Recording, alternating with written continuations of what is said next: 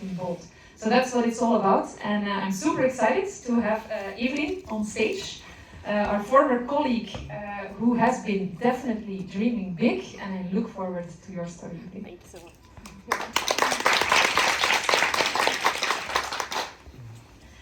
Thank you so much, and good evening, everyone. So I'm Evelyn Rozier, and I'm going to talk about Dream.Dare.Do, which is kind of my lifestyle of the past years, which I'm going to tell you all about.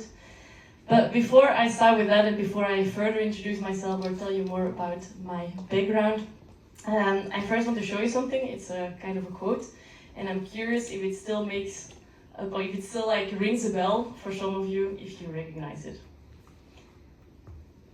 I have never tried that before, so I think I should definitely be able to do that.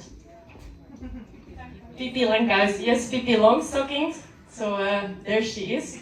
So it's something that when I was a kid I've been looking at several times, and I really loved the way how she just lived her life, and she was super strong, and she always was like, okay, I've never done it, so I can do it. And it's really a mentality that I really loved, I really enjoyed, and it also kept on growing somewhere in my mind or in my heart. And that also made me dare to take some big decisions.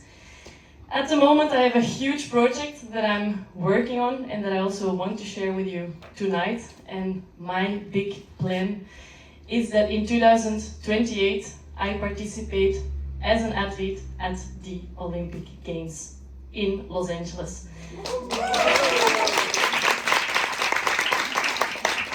Thank you. Of course, 2028 is still far and not far at the same time, and I still have a long way to go. But before I'm going to talk more about how I got there, I think you also have to know maybe how it all began. So this is me at the age of 5, little girl in a family of 2 older sisters and a younger brother. Well, here I was 5, my brother wasn't there yet. But I was always on the move, always discovering. I loved to go into the garden and to look at the plants or to climb in the tree. And then my mom was like, don't go that high! And then I had to come down, and then I would go to the forest. And sometimes I also, my dad still jokes with it, I kind of was the bodyguard of my 2 older sisters. Whenever they were at the playground, they wanted to like go from the slide. And there were like these bigger boys that were there, 9, 10 years old. My sisters were 8 and 9, I was 5. Then I would go and, like, if they would push me aside, I would hang on their leg until they would be like, what is this little girl doing? And then I would go from the slide. So that's still a story that has been told many times. And I was always trying also different sports because I've always had lots of energy. I'm also known as a person with lots of energy. Always crazy adventures and living my life fully. And at the age of 12, I discovered a sport that I have been doing for 20 years, which was rugby.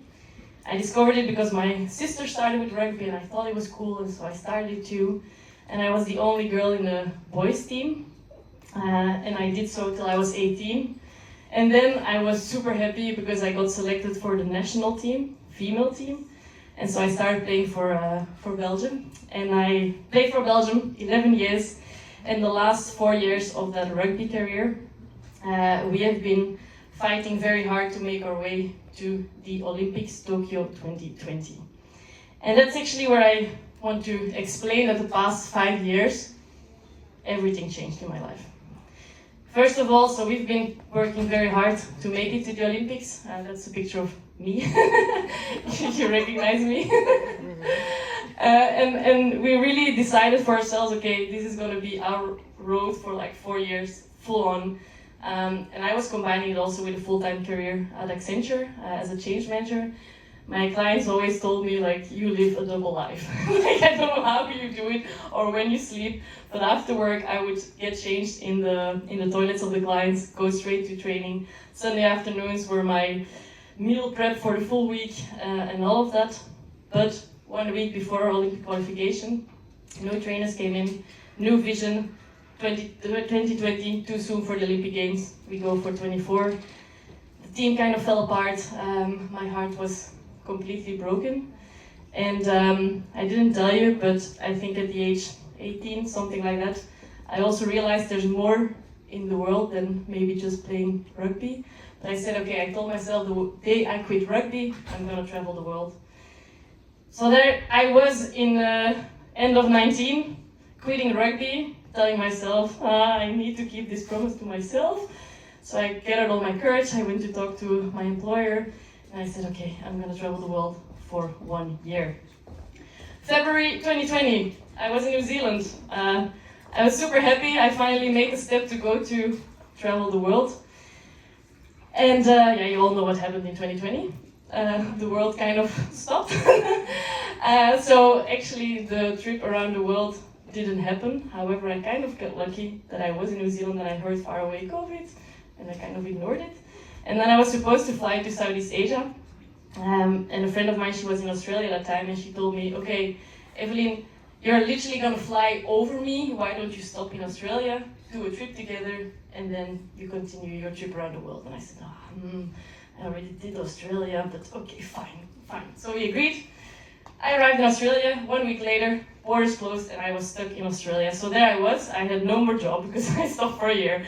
I was gonna travel the world, didn't happen, and I quit my rugby career, which I did for many, many years. So basically, it also got me thinking, because I suddenly was realizing, like, who am I actually? Because I've been a change manager for so many years, I've been a rugby player for so many years, so now when people ask me, like, hey, who are you? I was like, I'm Evelyn, and that's it. So I kind of felt I didn't really have anything to add to the world, so 1 year in Australia in the end became 2 years, because COVID was still happening, and I also realized it was the best place to be at that time, because, okay, Sydney, Melbourne, they had issues, but the rest of Australia was pretty free from COVID. So I kind of took time and space, or I got time, I received time and space to rethink my full life. I invested money in my own dreams, so buying like online coaching programs, so I got coached to think about, okay, what am I gonna do with my life? And that's how step by step I decided to start my own company, Optimiro, where I do workshops, business mindset coaching, and where I give keynotes. And Optimiro, it stands for optimistic roads, because I feel like I was like thrown down like several times. My heart was shattered several times, and I think even how low you are, you always have a choice whether you want to see only the obstacles or whether you decide, okay, I'm gonna look at the opportunities. And if you do look at the opportunities, you find your own optimistic road, and that is how I launched my company. And then I came back beginning of 22 in Europe. You might be thinking, where is this Olympic part? It's coming. So I came back to Europe, and I kind of really loved and enjoyed the freedom that I had having my own company, traveling around. And I thought, okay, I have my apartment in Antwerp, but it's too fixed, it's too narrow, I'm gonna live in a van. I'm gonna convert a van. I have no knowledge, but I'm gonna do it. Only that with the idea of living inside a moving vehicle, I realized it's gonna be too small. I need something bigger. So again, I gathered all my courage, and I went to do my truck driving license, and I bought a truck. And, so I bought a truck. It took me 1.5 years to convert, to learn about installation, about electricity, about how the water works, which was a huge issue, cutting wood, which after 1.5 years I still cannot cut anything straight. But yeah, I did it, it's finished, I'm happy, now I have a house on wheels, now I have my own business, and I thought, okay, what's next? And I decided I'm actually still gonna go unbury my buried Olympic dream in the meanwhile. I'm gonna go for the Olympics 2028, Los Angeles. So that is the steps to where I want to take you tonight, and which is about, in 2028, I participate as an athlete at the Olympic Games. In which sport? Because I don't play rugby anymore. So I had to go and find different sports and think about what I could be good at. One of the advantages, which has been always something I was very ashamed for, is that I have very long arms. And I recently realized that, yeah, good guess, that actually long arms is very handy when you climb. So I'm gonna go to the Olympics, that's my plan, in 2028 in the sport speed climbing. Yes. Now, for those who have no idea what it means or what it is or how climbing works, at the Olympic Games, in climbing, you have 3 disciplines. So you have the discipline lead climbing, where you climb like with a harness and a rope, and you kind of go do a route. Very technical, very hard, also very exhausting because your muscles like need to keep on holding on. Then you have bouldering, which is 3 or 4 meters of height, I think. No harness, very technical, very short routes. And I thought, okay, too technical too. And then there's speed climbing. Speed climbing is a wall of 15 meters high, always the same route, always the same holds. The wall is 5% inclined, so it looks straight, but it's actually not. And then you have this automatic thing, so you don't need, it's an automatic auto-belay, it's called, so that when you climb, it automatically secures you, and when you fall, it actually drops you nicely and softly down. That's the Spider-Man climbing. That's the Spider-Man climbing. That's the Spider-Man climbing, yeah, exactly. Is there anyone here who also climbs? Or who ever tried climbing before? Yeah? Ah, okay. Still a few people, yeah. Which way is it inclined? Your way or the other? No, the other way. So actually, if you would just stand there, you just fall off. Yeah, no, unfortunately, if not, it would be a bit handier to run. It looks like it's in the good way, but it's actually in the bad way. So yeah, that's speed climbing. And the question is now, like, how did I start? Because it's not like there's speed climbing walls everywhere in the world. And that's, I also want to tell you that I also told somebody already tonight. I actually really felt like this tiny little shrimp, and I still do often feel like this tiny little shrimp in this huge ocean, that actually decide, okay, I'm gonna swim the ocean. I also did some research tonight. The shrimp can live up until 7 years. Some species, it's a long way. But imagine this shrimp would live 4 years, it still can go for a long way. So I'm this tiny little shrimp in this huge climbing world, where I often feel I'm not gonna tell them I want to go to the Olympics. But then, yeah, that's part of the mental process. And so I decided, okay, actually, what I've always done does not define who I can be. So even though I was a rugby player, even though I've been in that circuit for so long, I can change. And that's where also my lifestyle comes in of Dream, Dare, Do. So I'm gonna take you with me on the first steps that I took in the Dream, Dare, Do. And I hope in some way or another it also inspires you to think about, okay, what is something that I really love, where really I'm passionate about, or my heart feels like, oh, if one day I could do that. And maybe it can help you in some way or another to also give you that little push to also dream, dare, do these steps. So the first part in my Olympic quest was, okay, I need to dream. I found my dream. I want to go to the Olympics. Number 1, check. Then there's, of course, the daring part. So, of course, if you want to be a speed climber, you also have to speed climb. Makes sense. But how did I start that? So the daring part, together with a friend of mine, we decided, okay, let's go and try it out. So in Belgium, there is one speed climbing wall, which is in Puurs, Climax it's called. And I was looking at their website and I said, okay, fine, I'm gonna go there during Easter holidays with this friend of mine. I'm not gonna be alone. We're gonna try it out, then at least I know how it feels. As I was on the website, what do I see?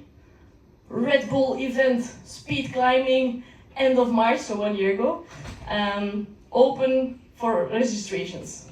And I thought, maybe that is the place where I need to be, because there's gonna be several speed climbers. It's a sign. Yeah, I was like, the universe is helping me. Like, how, in the world, suddenly Red Bull is organizing this event in Belgium. There's gonna be European speed climbers, I need to be there. So that's what I did. I registered, and as soon as I registered, this voice in my mind was like, what are we doing? Like, why can we not just start with the normal training? And I really had to, I kind of pushed it away because it was 2 weeks later. And then the day of the competition, it was a competition, I was like, I'm not gonna go. I'm gonna cancel, and this is stupid, like, no way. Like, okay, yes, it's open for everyone, but I've never touched the speed climbing wall. And it really costed me all my energy to actually drive there, to get out of the car, to walk there, to see this huge wall and to think, I'm gonna run away. No, we're gonna go. We committed. And so in all my energy, I did arrive there. I got my number 2. Said, okay, fine, if at the Olympic Games I can be number 2. I'm happy, I'm fine. I don't have to be number 1. No, and as I was there, I also realized when I saw all the other ladies also preparing and boys, I looked around, I was like, okay, I put so much energy in getting myself here that I didn't think about what I would need. So everybody was putting on their climbing harness, their climbing shoes, and I was standing there like with my leggings and my sport shoes and thinking, right, I missed one important step. There was, fortunately, this mom of one of the ladies, and I think she saw that I was close to crying, and she asked me if I was alright. And I said, it's my first time I'm doing this, and I actually don't have climbing shoes or a climbing harness. And she was like, don't worry, I'll get you one. And so she went inside, she went to talk to, I don't know, I didn't even have to pay anything for rent of materials. She got me my size, she got me the harness, and I was like, okay, am I putting this thing on right? Then it was my warm-up round. My warm-up round wasn't more as holding on to number 1, waiting for the beep, beep, beep, beep. Then you go, and then I tried to reach the second one, and that was it. That was as far as I got. The other girl went up and down and down. Great. We had another warm-up round, kind of the same, and then it was my competition round. My competition round, I really was like, okay, we're gonna do this, we're gonna reach top. So again, beep, beep, beep, the other girl went up, and I was like, from hold 1 to hold 2 to hold 3. And I made my way, not to the top, but to third of the wall. I did reach. I think everybody was waiting for me to finish so the competition could continue. But I actually, as I was going down, I realized I really think I can be good at this, even though I was super slow. And so my new mission of that evening was I'm gonna find a climbing coach here tonight, or at least somebody that can give me a session, the session that I was planned. And so I was talking to several people. Of course, I didn't tell them Tiny Shrimp wants to go to the Olympics. I didn't say anything about it. I just thought I want to try it. And then at the end, everybody was pointing to the same guy, so I went to talk to him. And I asked like, hey, do you want to like give me a session? Like next week, I can even pay you for it. And he was like, you want to speed climb? Yeah. Well, go first climb for 4 or 5 years and then come back. I was like, ooh, okay. But I didn't stop there. So I actually forgot, of course, I did then the wall, so the doing part. And at October 24, I reached for the first time the top. 1 minute 12. You have to know that the top of the world, the number 1 of the females, does it in 606 seconds. Yep. But at least I felt like now I have a benchmark. Now I actually am in the running to work on my time and to get my time down. So the Dream.Dare.Do, it's actually a cycle. Number 1, okay, I have this goal. Dream, and then I have to dare, and then I have to do, and then it all starts again. Because it's not because you set your goal once, I want to go to the Olympics. No, I had to picture myself and okay, which sport? It's gonna be speed climbing. And so now the next step was, okay, I want to do it, and I pictured myself and I really visualized it, like as if I really feel I'm at the Olympics. And I felt like, okay, I'm really supported by someone, so I thought I really need a speed climbing coach. So what I started doing was doing some research, so I decided, okay, come on, get yourself out there. If you want to reach your dream, you're not just going to stay in your corner and wait for magic to happen. So I grabbed all my courage because I thought, okay, I really need to go and find a coach, which also means that I go and need to talk to potential coaches. And so after some research, I realized that in Spain, there were a lot of big cities who have speed climbing walls. So I had the choice between Bilbao, Madrid, or Barcelona. And I said, Barcelona is a city where when I was 18, I went there. I felt like it was a city of new beginnings. I'm gonna go to Barcelona.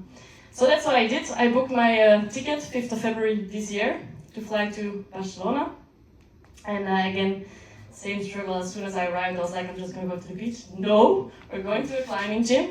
And I think the universe, in some way or another, helped me again, because I kind of walked right into the arms of a coach who was there sitting at the wall. And I don't know, he was super friendly, like he was there with a big smile, and I felt like, okay, I can tell about my crazy idea. And he didn't start laughing or anything. He was like, with motivation, nothing is impossible. I was like, okay, right. He said, go warm up. I'm gonna stay a bit longer. We're gonna see what you can do. It's like, don't look too much, but okay, fine. And so I did some moves. You have to know as well, in the meanwhile, I went down from 1 minute 12 to 18 seconds 35. With some help of some people here and there. I even flew to the US because I found somebody there who was willing to give me a few sessions, so I flew there.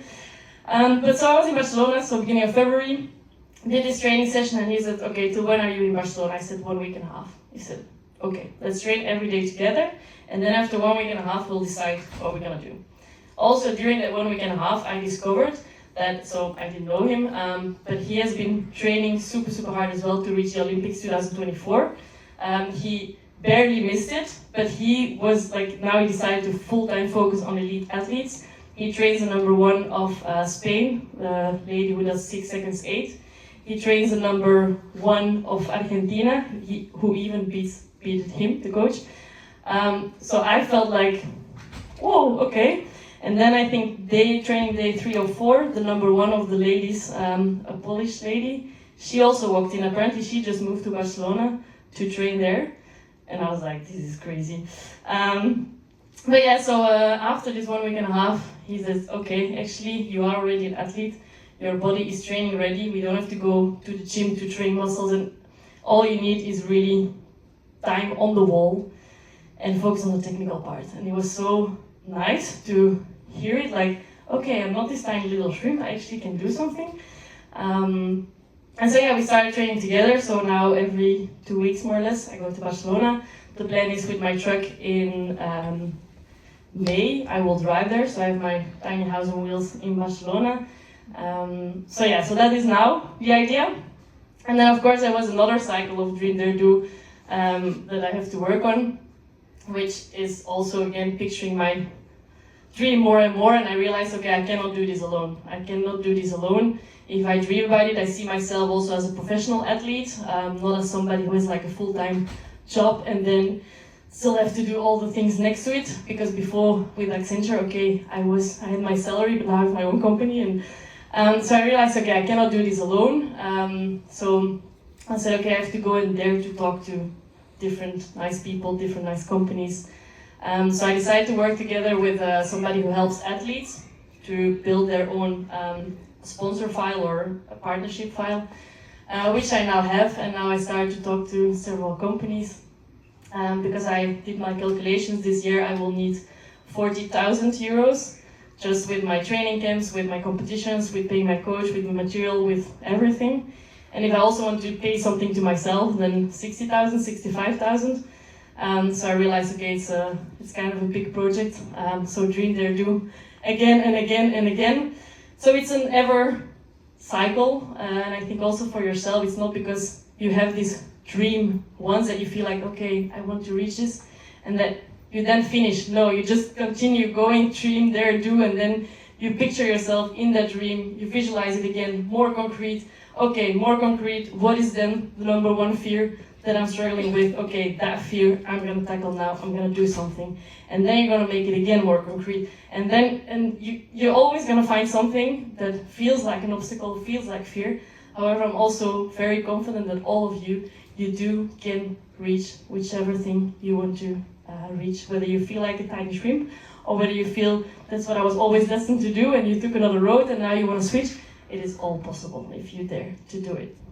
So, what is something that you've never tried before? Maybe that's something nice that I want you all to think about. Maybe feel it also tonight when you're talking to others and you hear the nice story of others. And that after tonight, you actually really can tell yourself, okay, I've never done that before. So I actually think that I should definitely be able to do that. So please, all of you, go out there, go dream, go there, go do. Because I think you all really can. It's all possible for all of us. As long as our heart is beating, we have time. Even though sometimes we feel we don't, but we do.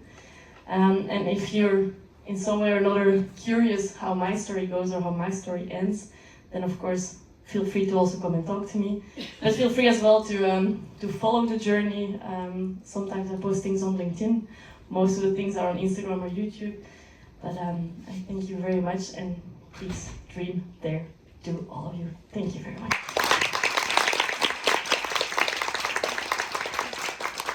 Thank you, Adrienne. I'm afraid of heights, so definitely no compassion from my side, but super inspiring.